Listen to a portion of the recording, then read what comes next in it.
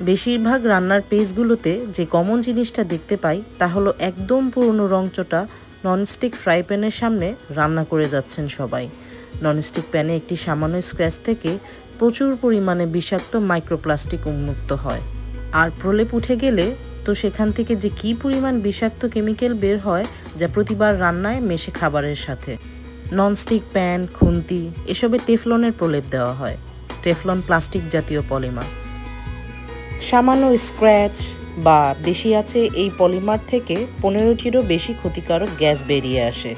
এই গ্যাস রান্না করা খাবার দাবারে তো মেশেই বেশি আছে রান্না করার সময় যে ধোয়া হয় তাতেও এই ক্ষতিকর পলিমার গ্যাস নির্গত হয়, যা শরীরের পক্ষে অত্যন্ত ক্ষতিকর।